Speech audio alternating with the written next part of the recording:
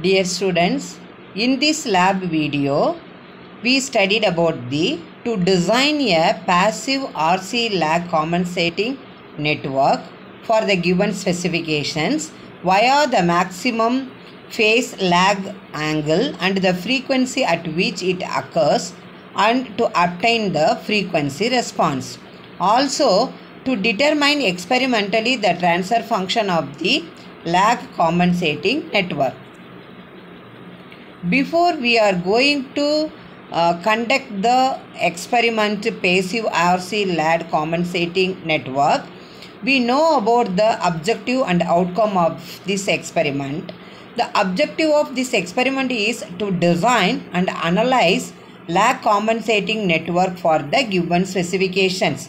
The outcome of this experiment is design, analyze and simulate the lag compensator for given specifications. Aim: to design a passive RC lag compensating network for the given specifications via the maximum phase lag angle and the frequency at which it occurs and to obtain its frequency response. To determine experimentally the transfer function of the lag compensating network. Apparatus required: decayed resistor box 2 numbers, decayed capacitor box 1 number, signal generator 1 number, CRO 1 number, probes 3 numbers, connecting wires as required. Theory: if a sinusoidal input is applied to the input of a network and the steady state output has a phase lag, then the network is called as the lag compensator or lag compensating network. The lag compensator has a pole at S equal to 1 divided by beta t, since the beta greater than 1, and a 0 at S equal to 1 by t, where t is the time constant of the lag network. The lag network improves the steady state behavior of the system while nearly preserving its transient response. The lag compensating network used when low steady state error is required. Now you see the circuit diagram. R1, R2, C. These are the elements of the circuit diagram. The R2 and the capacitor C connected in series, that is R2 plus 1 by Cs. This combination is connected in series with the R1. The input voltage Vin is applied to the lag compensator from signal generator. The output voltage V0 is measured from the CRO. After designing, we calculate the R1 value equal to 1.83 kilo ohm, R2 value is 918 ohm, capacitor C equal to 0.1 microfarad. Now, how to derive or determine the transfer function of the lag compensator network? Step 1. Apply Laplace transform to the lag network.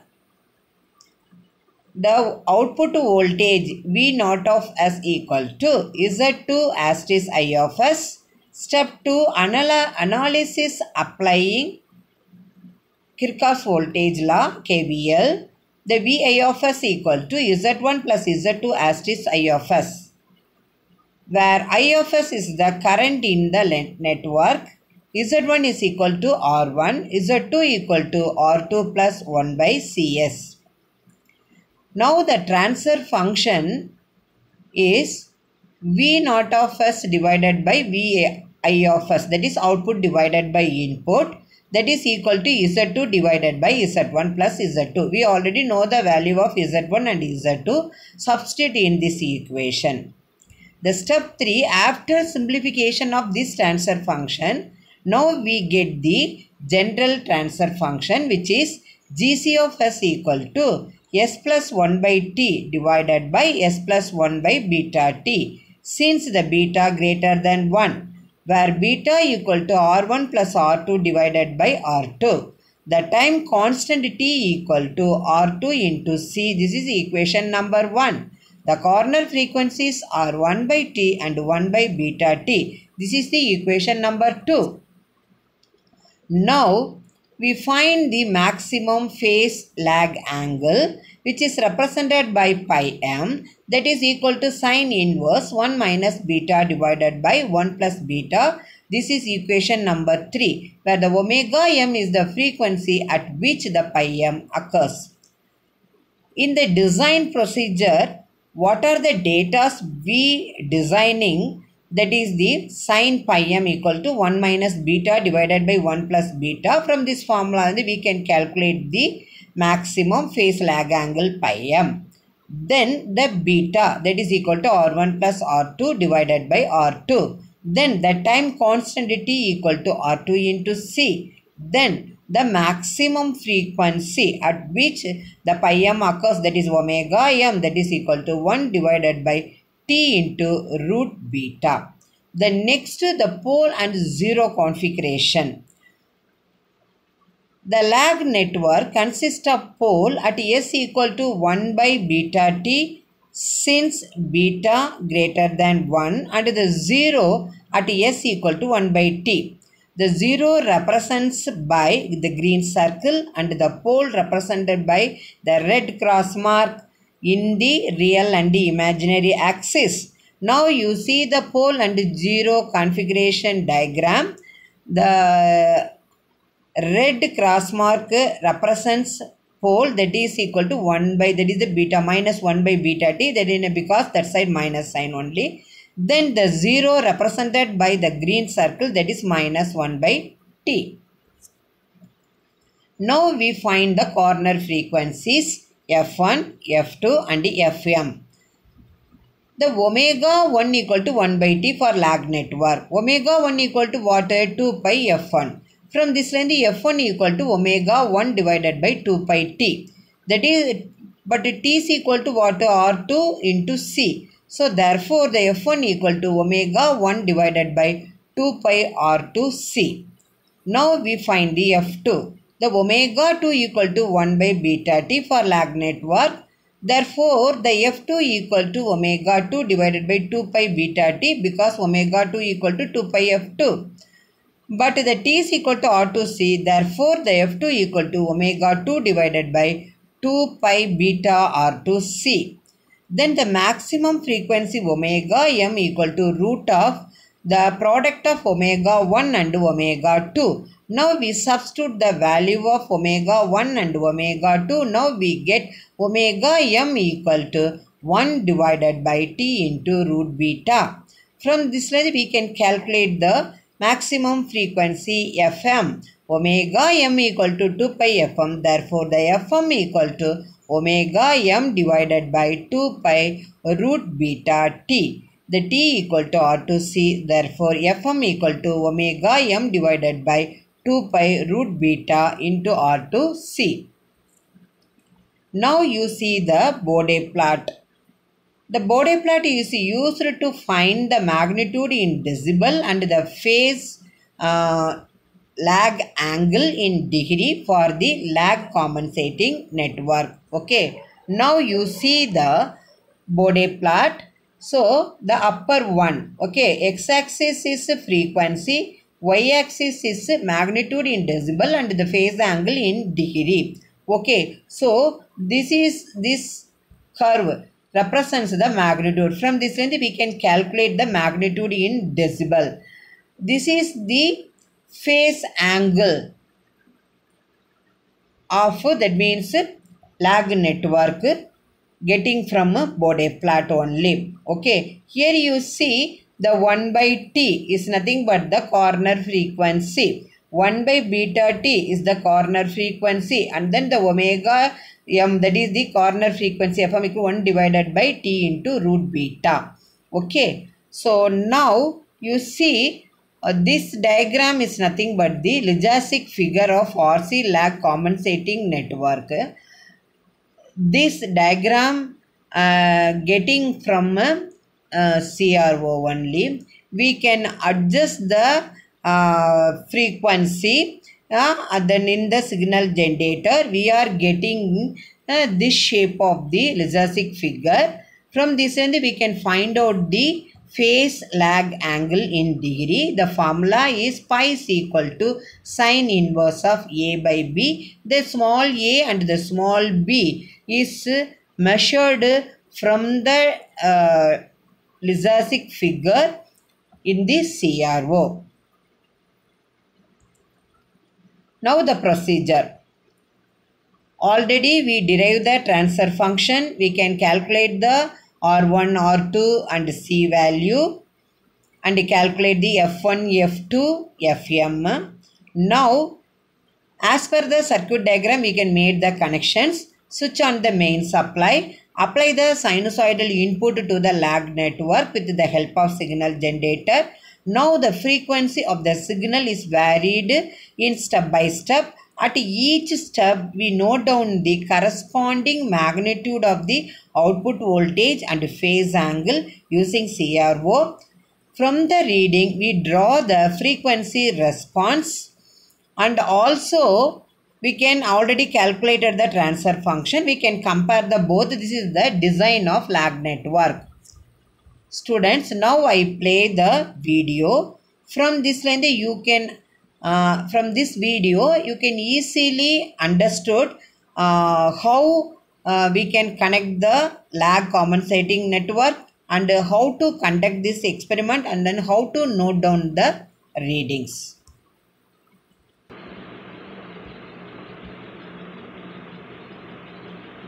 Dear student, now I explain the RC lag compensating network. Aim to design the passive RC lag compensating network and to obtain its frequency response. Also to determine its transfer function experimentally. Apparatus required: 1 signal generator, 1 number CRO, 2 resistance decade box and then 1 decade capacitance box. The R1 value 1.8 kilo ohm, R2 value 918 ohm, capacitance value 0.1 microfarad. Now connections. So the negative terminal of the R1 is connected to the positive terminal of the R2. The negative terminal of the R2 is connected to the positive terminal of the capacitance. Then from signal generator, positive terminal is connected to the positive terminal of the R1.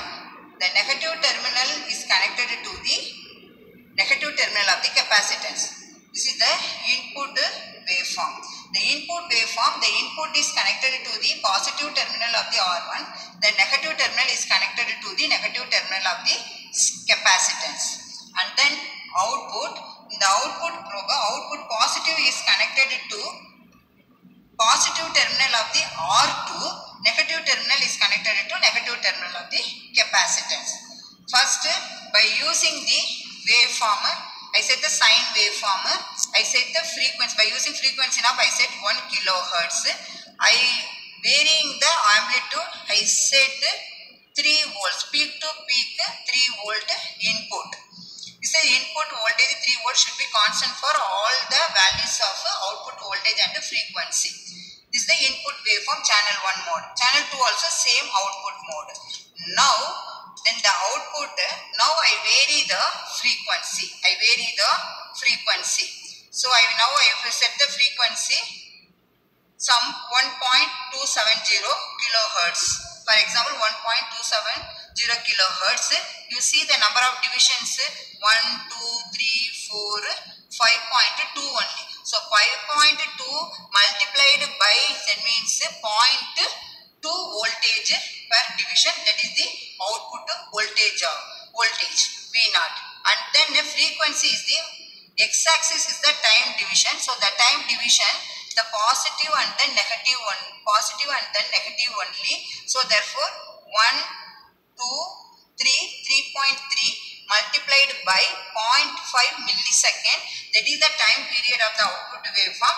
So the frequency is equal to 1 divided by time period. You calculate the frequency response of output waveform. Similarly, you can vary the frequency, you note down the output voltage, you note down the time period. From this end you can calculate the frequency and then tabulate it in the tabular column. Finally, you can calculate the gain by using the formula 20 log V0 by V1. Students, I hope that from the video play you understood the how to give the connection and how to conduct the lag compensating network. So we already set the input voltage that should be constant 3 volt with the help of signal generator. So that's why this is the 3 volt, okay, constant. Then for this 3 volt input, I vary the frequency with the help of the variable frequency knob in the signal generator and note down the corresponding output voltage and then corresponding phase angle pi in degree. Then we can calculate the gain in decibel. That is, the formula is 20 log V0 divided by Vi. We know the Vi value, we know the V0 value. From this end we can calculate the gain in decibel. All the values are tabulated in the tabular column. Okay. Now you see, this is the expected graph, model graph. X-axis is frequency omega, y-axis is magnitude in decibel and then the phase angle pi in degree. So this is the phase angle graph, this is the magnitude. Okay. So this is the 0 decibel and then decreases again stay constant. Okay. Then you see, this is the phase angle. In the phase angle, corner frequency 1 by t, 1 by beta t and then 1 by root beta into t only. Okay, at that means I already told omega m is the maximum frequency at which the pi m occurs only. Okay, this is the expected graph.